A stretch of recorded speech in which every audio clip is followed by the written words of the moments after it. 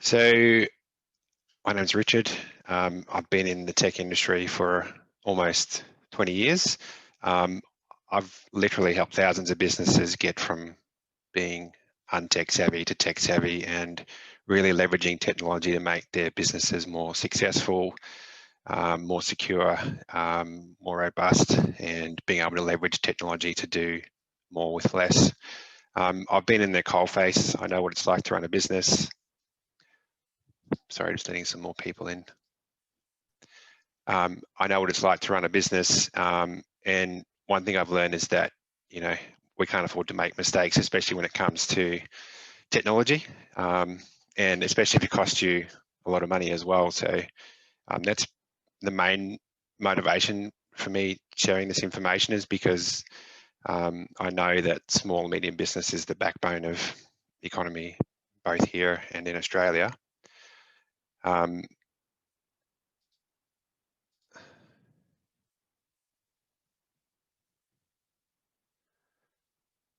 Someone's just left because her microphone wasn't working. Sorry. So yeah, if the technology stack is good, I know that the business is more likely to be successful.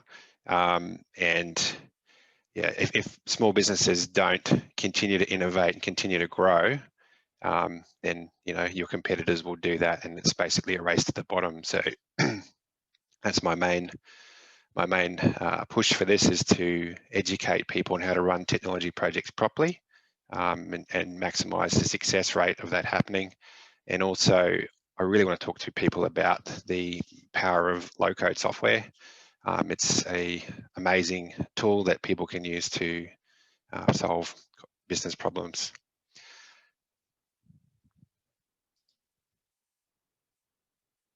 Come on, magic slides. Here we go. And of course, yeah, I'm doing it for the family as well. I think technology is going to have a huge part in our future and employment for our kids. So that's the other driving motivation, is to make sure there's opportunity for everyone into the future, and tech has a big part of that as well. So I just want to have a quick overview of what low code is. How many of you have heard of Xero?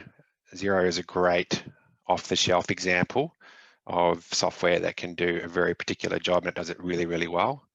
But there's always gaps. Like Xero will do your accounting and payroll, but most businesses have gaps in between their applications that there's no application available for it. There's no fit for it. You go look in Google, there's nothing that does particularly what you want to do. And that's where low code's really, really valuable. You're able to create customized apps quickly and easily.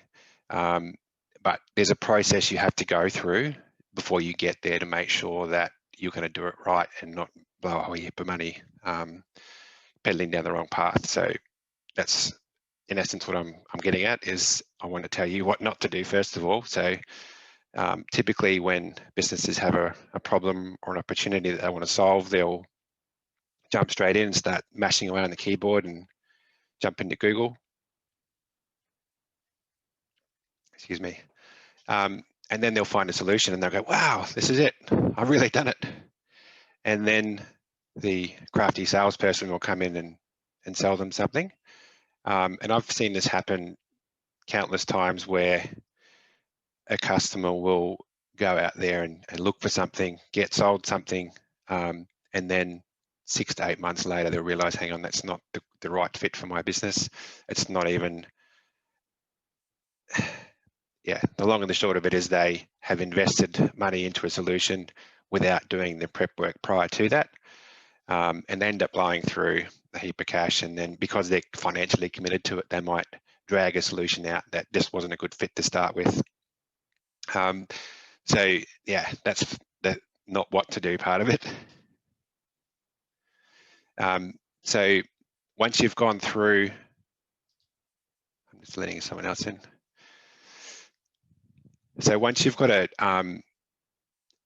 the first thing you need to do is just really look at the problem to qualify it first. So the idea is to keep that really simple, define what the problem is, and that's just writing it down writing what happens, what the symptoms are, what the impact is on the business, who it impacts, and how long has it been a problem for, and then gathering different viewpoints, and then understanding what the root cause of it is, because we don't want to be fixing a problem or fixing a symptom of a problem.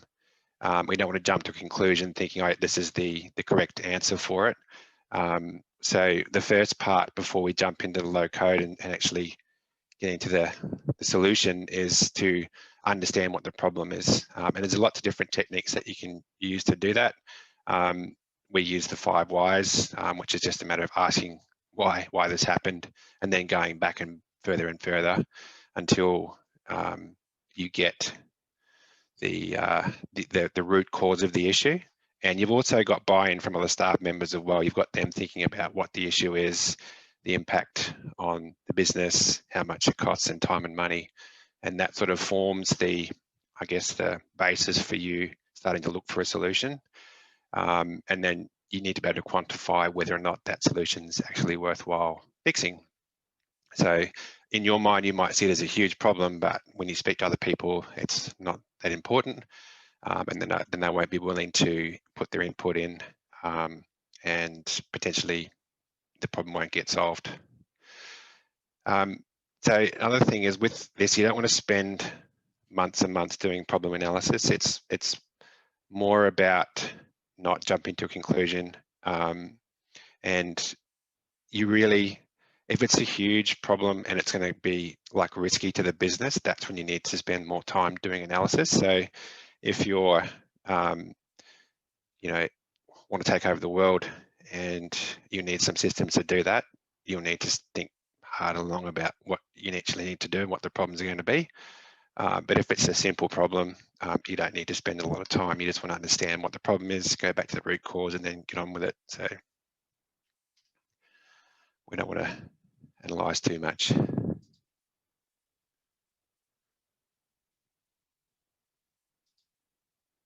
we go. So once you've understood the problem and you've got a good understanding of the impact on the business, the next part of the process I take my clients through is just getting everyone on board, and that's done through a business case.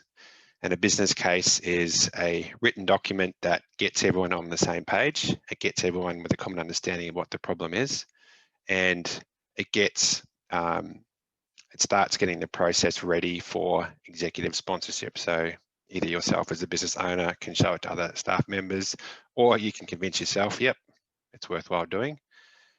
We go through the same process internally. So even if I've got a problem, I'll make sure I go through the same process just to, just do a sanity check to make sure that it's actually worthwhile doing.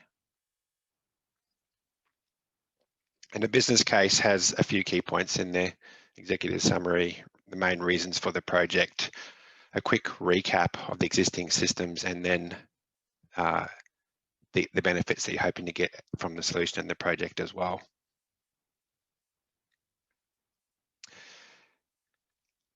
So once you've been through the problem analysis and you've got your business case ready, you can start looking at or preparing for the solution. And this part of the process is probably the most overlooked, and it's equally, if not more important than actually the solution at the end. This is a critical step, and if you don't do this properly, you end up with a half-pied solution or not an optimal result, or in worst cases, you get a complete tech fail, which is not too cool. So during this process, we look at the high-level business requirements at the top, and the business requirements are the reasons why. Why are we investing in a new solution? What are the benefits we aim to achieve by rolling this solution out? A good example would be if I'm an insurance builder and I need to offer a smarter way of booking client assessments, improve our assessment metrics with the insurance company. Those sort of high-level business requirements are key, because that's what aligns the technology with what your overall end goal is. And after we've done that, then we dig down into the functional requirements. So the functional requirements describe the how.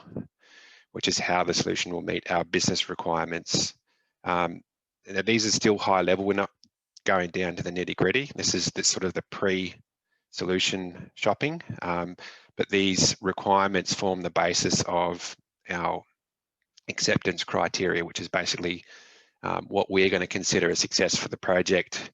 And it also gets you in the best position so that when you're going to talk to vendors, you've got your own thorough understanding of exactly what you want. You're not being sold a solution. You're actually on the front foot saying, well, I need this, and this, and this. And if you don't have that, then move on to the next one, instead of it being you not understanding really what you need from a business and functional requirement, and then being sold a solution that doesn't quite fit. So this is a key step. And once you've gone through the functional requirements, then you can look at the non-functional requirements, which is basically the look and the feel of the solution. And they can be things like a drag and drop calendar for booking the assessment, or color coding, or adding short codes to the calendar so that people can get the information quickly. Those sorts of things are non-functional requirements. And that's got to be put into a document so that you can see it, everyone can see it, everyone can agree on it. And yeah, we don't need to go into the rabbit hole and go to every like a finite degree. We're just looking at getting the key things that we're looking for on paper, because with software development, it's iterative. It's known as agile in the industry, but that allows you to create something based on your functional requirements, and then you can grow and change as you do each iteration. If you don't do that, then you can plan the whole thing out, but that's not the best way of doing software. You want to get the ball rolling, get people using it, get people touching using it, and then they can add their input to make changes as you go along. So once you've done the graft and you really know what you want for what the problem is and what you're looking for in a solution, it's time to go shopping. Now, when we're looking at software, there's basically a couple of different variations. There's low code, and then there's pro code. So low code is low code, and pro code is short for professional code. And what I'm going to focus on today is the low code side of things. The main reason is I'll just go through some pros and cons for, with the pro code, which is professional coding with professional, so with pro code, you can make very specific software to do very specific things. Like if you wanted to make some software to control a particular machine or a very specialized app, that's when pro code is a requirement. But if it's looking at a business solution or a business process solution where you've got that gap in your application stack and you think, I wish I had a freaking app for that, this is where low code's golden. So yeah, with the professional coding, you've got to manage the developer. You've got much higher upfront costs for development because there's a lot more technical. You've also got to maintain the software and server hosting, server maintenance costs. You're also going to be responsible for the server that it runs on as well. And the biggest risk for that is developers, if they've spent 2 years crafting some really nifty software for you and they decide to bail, it's like, well, you're left in shitter's ditch basically. And then when the next team comes along, they're trying to decipher what that previous code has done. And with professional coding and that sort of detailed coding, it's all handwritten. So it's like trying to understand a maze even before you start. So that uptake process is, 3 or 4 months before they go, oh yeah, I understand what they've done. And if they haven't documented it correctly, it can be even more painful.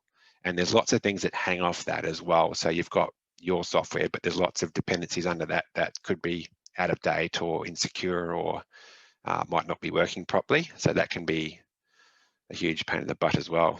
And also every change that you want to make, you've got to go through this process again, and then it costs you money. So even if you want to change one field, because you're not a professional coder and using that software stack, then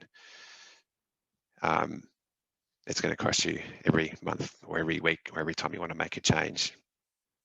And there's also a much higher cost to develop integrations and APIs. So if you've got two different applications, you want those to share data. It's much more expensive to develop that API or integration with custom code.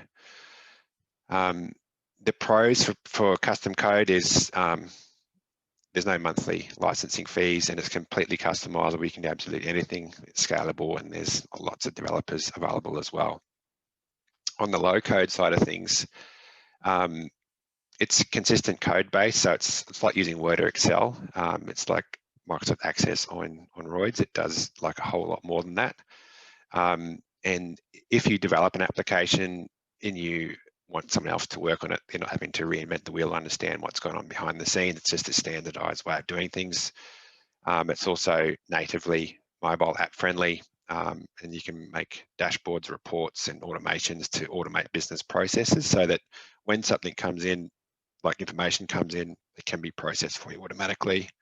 And you can also create apps that share the same data in the same, like if you've got someone's first name and last name as a customer, that can flow through into other apps that you've created as well. And from a business perspective, if you want to make a change, if you want to add a field or change a field or add a date field or any, you can do that yourself. You're not having to rely on external parties to do that, which is great for business.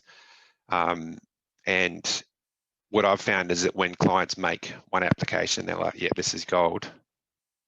Like within 2 or 3 weeks, they're already thinking about the next one, the next one, the next one. And it's all about being able to capture data as well. That's going to be the new oil for businesses. If you're able to get data, if you're able to get reports and get information which you can't normally get from off-the-shelf applications, you're just going to be able to make much better decisions. And that sort of paves the way for digital transformation as well. So that's what I'm really pushing for, is for companies to adopt and look at low-code options to start capturing data and start building their business in a way that makes sense to them, because you can customize it to however you want. Sorry, I'm rounding a bit.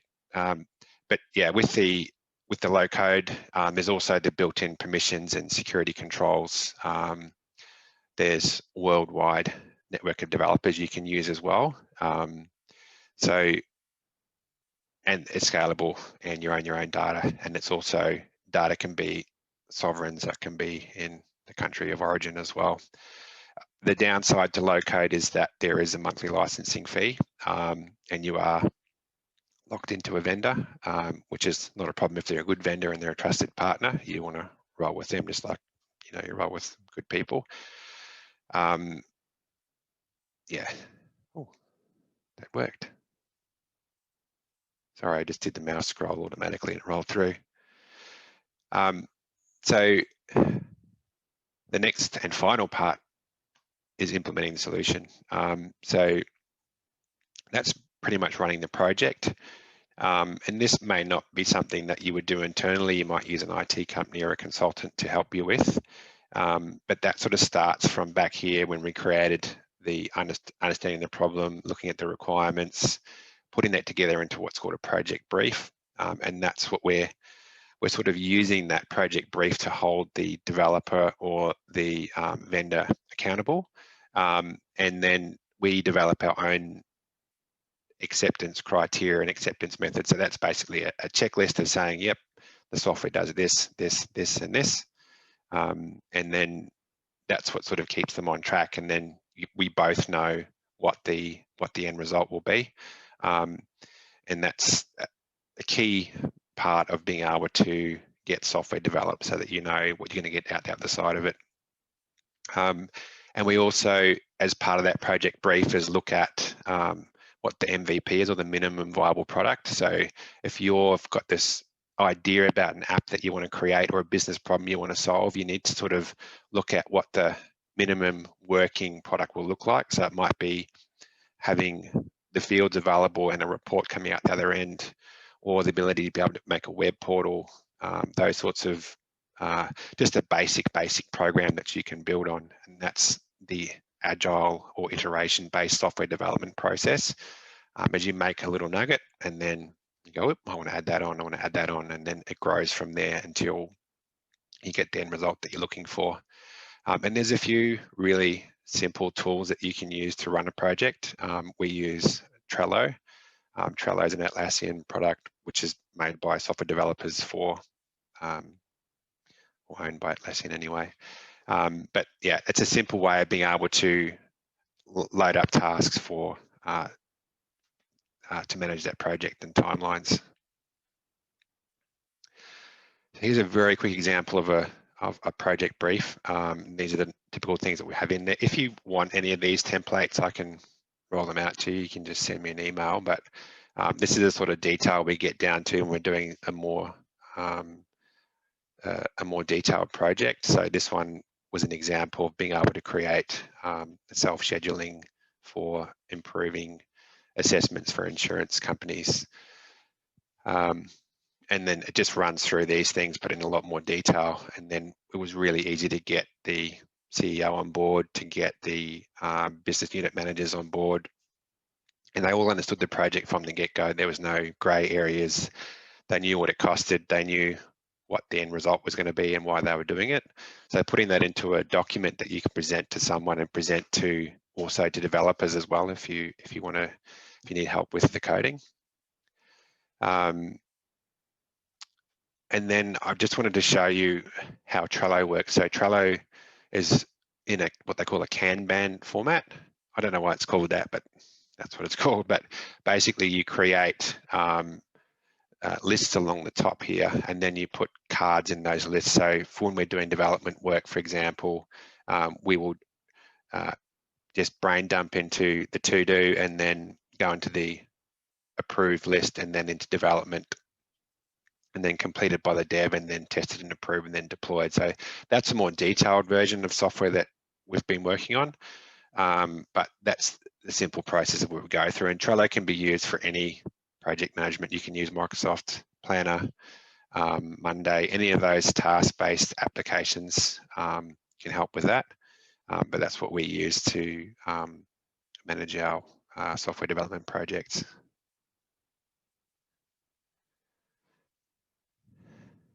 So to get the best bang for buck, we recommend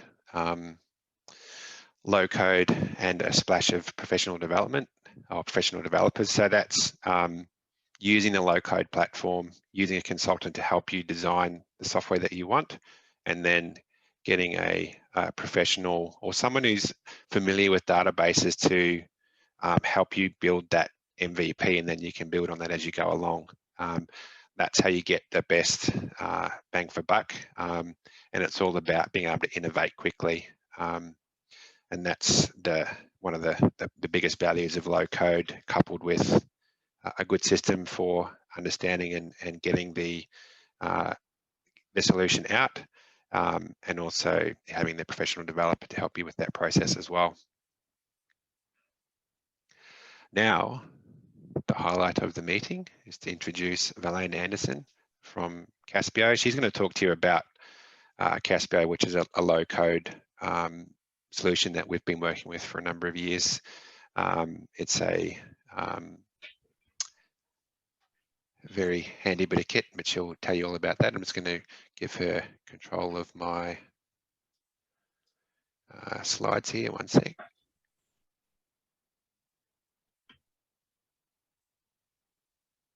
Thanks, Richard. Thanks so much for inviting me to join you today. Looking forward to talking to you guys about CASPIO, and specifically some of the ways to understand how CASPIO is different from other vendors, since that now there's a lot of different platforms on the market. And when you go out and do your Google search, it can be a little overwhelming. So I'm here to try to distill that a bit. So can you hear me okay, Richard? Mm-hmm. Okay, Okay, well, let me see if I can advance the slide here.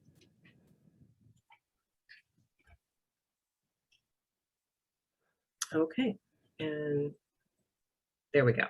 So one of the things that CASPIO did is we did a survey out in the market for all the executives that have some responsibility when it comes to fulfilling application development in their organization. And what we wanted to know, and we have a white paper that I can share with you following the session, is custom applications, is it something that, you know, executives care about as a strategic initiative in their organization? Because a lot of times they get a bad rap. They're all of the Excel spreadsheets, all of the inner workings of individual departments and business units that often IT just doesn't want to hear about, you know, all of their requests. And it's just seen as kind of dirty work.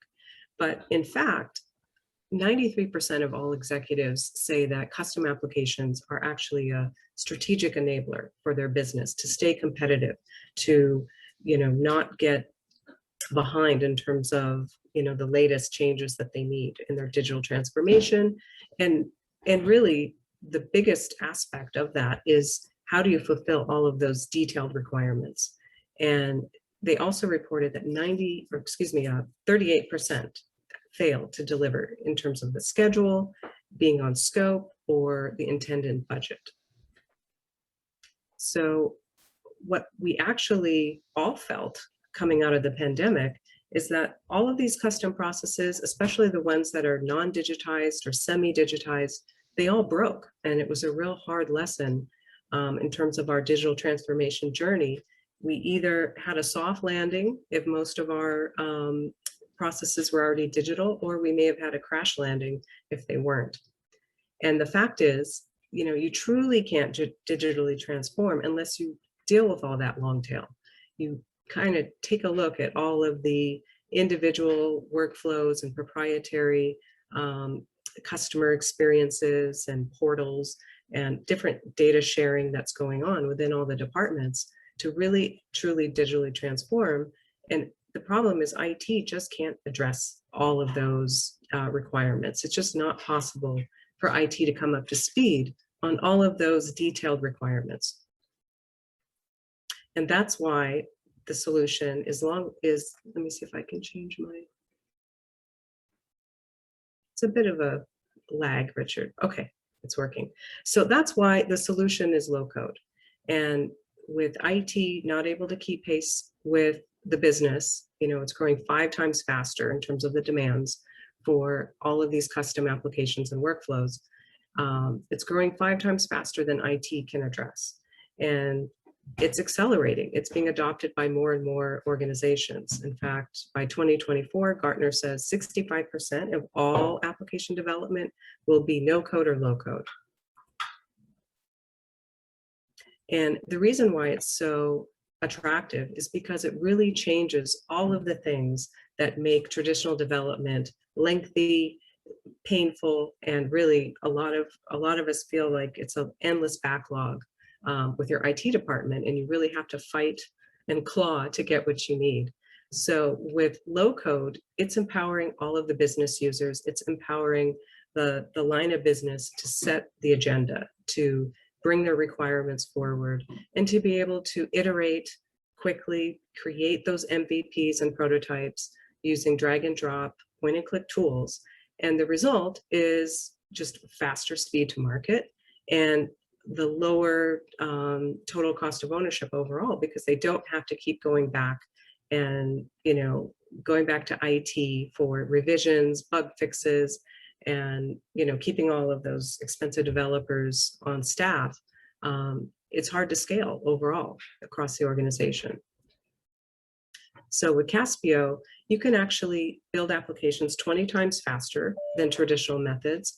And we do that by providing point and click tools, and we stay behind the scenes. So you can actually deploy your applications on your own website, and your end users don't even have to know that CASPIO was powering the interface, the database, all of the security, all of the, you know, user experience. And this really allows customers to put low-code platforms to market across different website properties, across different entities, across, you know, partners or supply chain ecosystems. Really, the freedom is there. Similar, if you were to build the applications yourself, you could deploy it on your own web properties, and there's no other branding or, you know, other vendor involved. CASPIO tries to model that as much as possible, and that's something that differentiates us in terms of other vendors, where you have to log in to their platform in order just to, you know, use an app. So just a little bit about Caspio. We are, one of the original pioneers in low code, over 20 years in the market, adding more and more advanced features to the platform for enterprise grade apps. So there's been a lot of different vendors that have recently, rebranded themselves as low code, but they haven't been doing what Caspio has been doing for 20 years. So you can imagine the depth of features, the maturity of the security, the compliance, it's all, built in, 20 years in the making. And as a result, we have 15,000 customers, globally. And one interesting point is that we have over 150 customers that have been with us for more than 10 years. And if you stop and think about what apps look like 10 years ago compared to today, it's a real testament to how a low-code platform is actually, in a way, future-proofing your strategy, because we're going to keep adding more features. We'll be adapting to new browsers and devices as time goes on, and we can make, easy updates to the platform, and your applications will be guaranteed to work, even as the years and technologies pass. So, we have many, many longtime customers. Here are some names that, you may recognize, as well as some organizations out of Australia and APAC regions. So we do work, globally, and we have, offices all around the world to serve those customers. So in terms of the, recognition in the market, Caspio is ranked the highest by Forrester for all of the low-code platforms that are designed for business users. These are platforms that allow people without programming experience to be able to successfully build applications. There's also another segment of low-code platforms that are designed for more hardcore software developers and DevOps. So it's important to consider that in terms of your evaluation of platforms. Who is this platform designed for? Is it designed for somebody like me, or is it designed for some professionally trained developer? So that's another report I'd be happy to send. It's just a ranking of all of the platforms designed for business users. And these are the top 3 areas that Caspio differentiates itself for, high usage, enterprise, and future-proof applications. So first of all, as Richard mentioned, one of the things to look at in evaluating a low-code platform is how do they set up their licensing? Is it a monthly licensing based on a per user seat, if you will, or is it something that can scale for unlimited users? And Caspio is unique in that we've always allowed unlimited users to access applications on any website that you can deploy anywhere. And that means, if you have a public-facing audience that you need to serve, let's say if you are a nonprofit getting donations, if you're a healthcare organization and you have patients, you want to have login to a portal. If you're a government agency, the users might be actual citizens. So it's very important to be able to, budget and plan for how you're going to be extending and scaling your applications. And Caspio makes it easy that you don't have to budget for an individual per seat license fee. You can have unlimited users, whether it's 20 or 20 million, it's really, the sky is the limit. And you can also have unlimited application builders building applications inside Caspio and then deploying it to your own website, CMS, or any portal that you so choose. And last but not least, the standards-based approach to application development is really important. As I mentioned before, the future-proofing of your applications. Caspio relies on web standards such as HTML, CSS, JavaScript, Microsoft SQL statements and expressions, as well as our REST API as the standard for using any programming language that you want through a REST API. And that's so that, as you need to maintain those applications, you don't want them to break because you put in some proprietary coding and you're not sure, how that will conflict with different codes. So we rely on standards, and we train, our developers and partners also to use those standards so that they have a high success rate, high uptime and reliability. And as we add more features to the platform, there's less problems with all of the code that you can inject. even though we're a low-code platform, we do allow you to add this code, in your interfaces or, at the database level so that you can extend and do, more sophisticated sort of data manipulation or UI. So in terms of the platform, at a glance, the most important things to know, I guess, is that we are hosted on AWS, and that's just for, infrastructure as a best-in-class, infrastructure as a service. And we abstract all of the complexity of building on AWS, so you really get kind of a best of breed hosting infrastructure, but you don't have to worry about all of maintenance, all of the, technical difficulties of a large, massive application, for example. And then the database is based on Microsoft SQL Server, and that's for performance so that you could be doing, millions of simultaneous interactions with the database and be able to do some sophisticated calculations and, triggers. And everything else that we offer is point and click, drag and drop. You're going through a series of screens that ask you one question at a time so that as you're building your application, the different UI, the different tasks or database triggers, the different user management permissions and security controls, you really just have to answer one question at a time, and CASPIO just takes you to the next screen. So you don't have to know how to architect an application. And that's really something that CASPIO is unique. We provide those guardrails. And once you've learned how to build the application once, you just go in and edit it, and you can make real-time changes. You don't have to redeploy. You don't have to go to your IT department. It's just a very streamlined experience. And then when it's time to deploy, you are provided with a little snippet of deploy code. It's like a JavaScript code, and you can put it on your website, on WordPress, on SharePoint, really on any web hosting company or internet intranet or portal, and it immediately loads. CASPIO stays behind the scenes, and all of the latest application definitions are loaded in real time, including all of the security and localization and compliance requirements.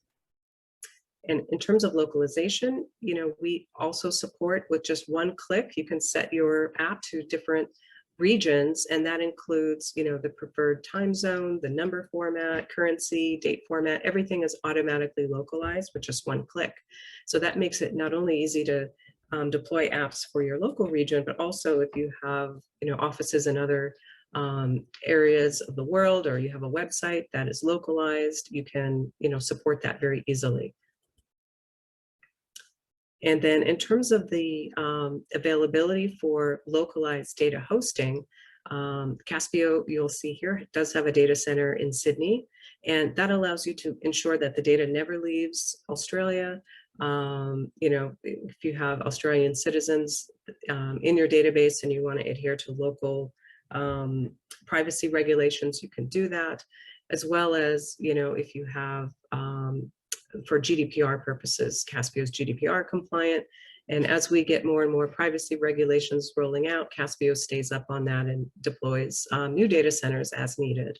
So, the compliance is an important aspect to think about, especially if you're handling sensitive data, as many of us today are, or health information. A lot of times there's regulations surrounding that you have to consider as well.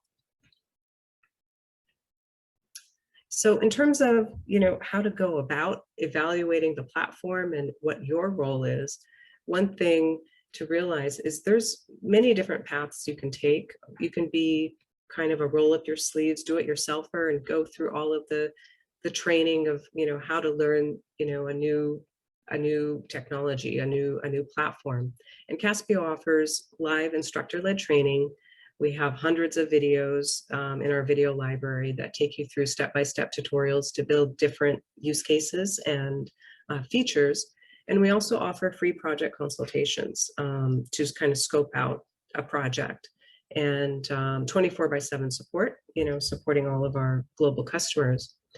But for many of our customers, they may, kick the tires a little bit and then realize perhaps they don't have the subject matter expertise to architect the application to ensure that it checks all of the boxes. Depending on how complex your application is, there's many different aspects to, database design, database architecture, relationships, and then you have all of the workflows, database triggers. So that's something that I really do recommend working with a partner, such as Richard at 2Gen. For many, many years, he's been able to shrink that application planning cycle. And then you have a blueprint for success. You can just go in and be sure that what's going to be built is matching what was signed off on. And that really is the best strategy for ensuring not only what goes live is going live correct the first time, but also it's documented and you can easily make iterations and keep a living document. So that is one area that I definitely recommend, is even if you intend to learn how to build the application, if you have a mission critical project, working with a partner is a great way to ensure success. And then you can always maintain it after that. And, Richard can kind of do a train the trainer where he shows you how to maintain it, or you could have ongoing projects with him if necessary, depending on the scale of your apps. So that's pretty much all I wanted to cover today in terms of how you can use CASPIO, how you could work with, experts such as 2Gen, and we're here to, answer any questions that you may have at this point and send any follow-up information if we can. So with that, I'll turn it back to you, Richard. Sorry, Belen, I didn't mean to change that last slide on you. I went to unmute myself and No it worries. decided to change the slide a bit early. No worries at all. So if anyone wants to ask any questions, feel free. We've got 5 minutes, so if you've got any questions specifically, just let us know.